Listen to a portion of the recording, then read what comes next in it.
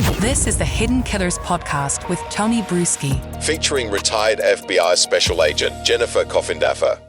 I'm really curious to get your take on there's now obviously quite a few. There's up to 5 now potential connections that we're looking at, according to his daughter, Kerry. And I know you had a chance to speak with Kerry just the other day. But Bad Laundry Day, the one that's referenced in his own writings, and then what Sheriff Eddie Virden witnessed and heard directly from Rader when he visited him, which to me seems like the beginning of a game where Eddie didn't even discuss what he was wanting to talk to BTK about, yet BTK before that explained to him about his fantasy of watching a woman in a laundromat till she was there alone, and then he'd go in with his ruse, get her in his vehicle, and essentially do what BTK is known to have done.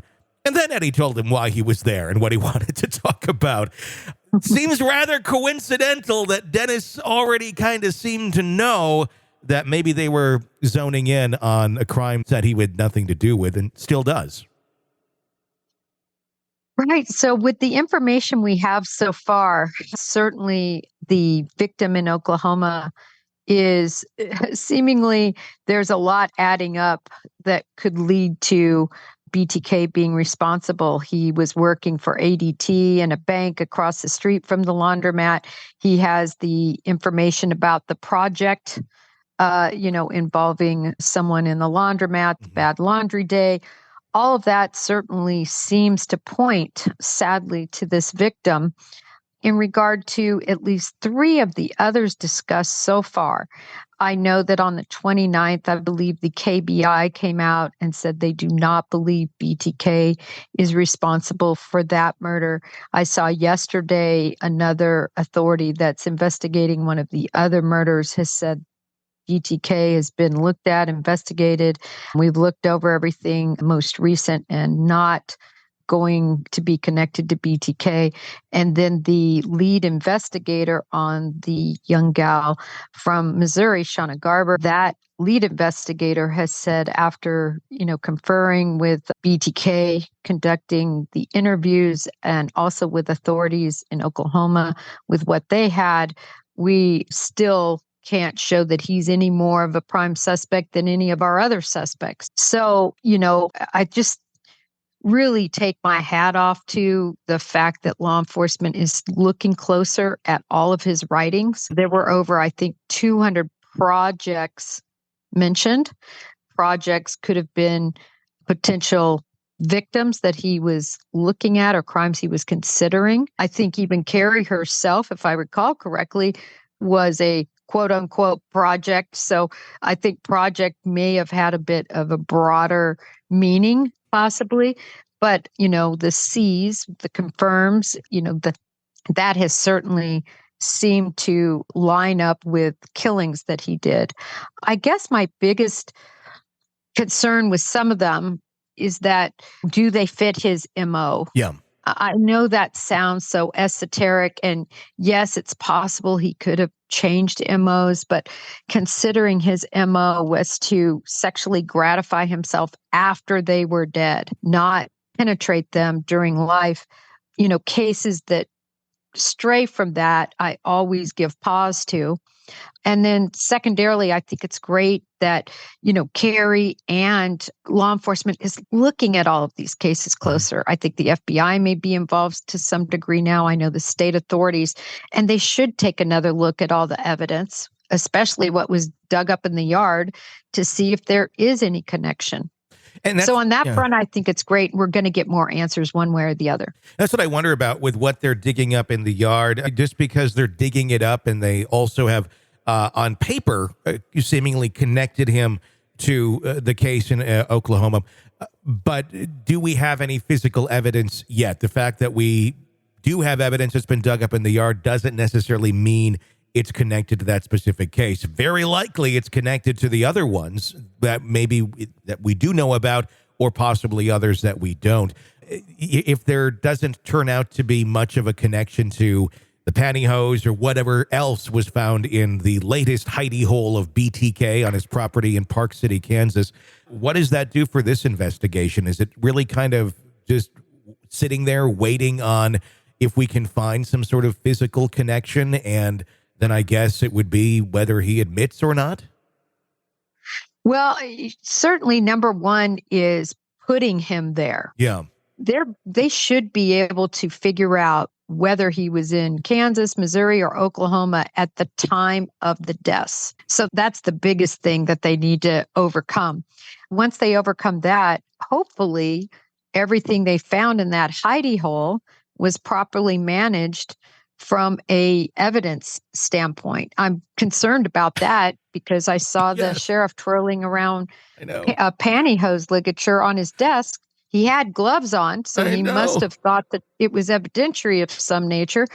I initially thought that could have been used around the neck, but in looking at it closer, it looks like more of a wrist, or maybe a wrist, just because it wasn't that long, the way the knot was tied. But we all have hairs on our arms, little tiny hairs. And if it was used to constrain that, and this was recovered, months ago. Exactly. Months ago. Where has that been? Yeah. Did it ever get sent to the FBI lab or the state lab? Was it ever properly looked at? I understand that perhaps when it was found, people were throwing it around and weren't, it gives me a headache to think of it. Yeah, it does make me, when he was doing show and tell with Ashley the other night, I was like, what are you doing? This does not seem right. Hopefully they have gleaned everything that they need to get off of that, but I guess who really knows? Let's talk about his writings a bit. I know that they're starting to look back. That's how they got the Bad Laundry Day project from those writings from years ago. And the writings themselves, I know they are in evidence all these years later, now that the initial cases have been closed against him. Is the people who have access to those writings, is that strictly the authorities in Wichita and Park City and FBI? Or who else has access to go through these with a fine-tooth comb to really maybe make some more connections here? Well, I think law enforcement across the board in that tri-state area certainly are able to look at them. The sheriff indicated that he was very, privy to them. I know Kerry's been privy to them. So as I said, it dumbfounds me, and I bleed blue. Yeah. But in this case, I'm a little dumbfounded as to why they were obtained in 2004, and yet now they're taking a closer look. That is confusing to me. I guess I'm just happy for the victim families that it's being done, because hopefully some families might get some closure and some answers. They've offered this immunity now, not just a federal immunity, they're offering immunity from each of these states. So there's nothing for, Dennis Rader to fear, other than I guess he could be moved from his comfortable cell that he's at in El Dorado, Kansas. Other than that, I don't know. He has nothing to worry about in terms of a death penalty situation at this point. And you would think he would want to brag all about it, since he loved to brag about the other 10. But maybe he's waiting to see if they really have him in the crosshairs, and if maybe it's at that point he comes forward. That's what I'm wondering. Is he still playing this game? Is he enjoying all of this attention? Because he certainly has it again, which is what he absolutely loves. Is this something where if they do find more evidence on him, and it goes beyond just him being the prime suspect, but to actually be charged with this, do you see him admitting, or do you think he wants to go on another ride to the Sedgwick County courtroom? Or actually, this wouldn't even be there, because this would have been a crime that took place in Oklahoma. Right. He'd be going to Osage. And my understanding is he's in a wheelchair. He's very fragile now. He's shrunk. Mentally, he's better than ever, but physically he struggles. And I think is comfortable where he's at. So I do believe that could be a reason why he doesn't want to see any of this go down the road. But he's missing out huge chance at even more fame. And he certainly wants that. So that's kind of the oxymoron here, is if he were responsible for these, and if he loves to talk about his cases, why isn't he coming forward?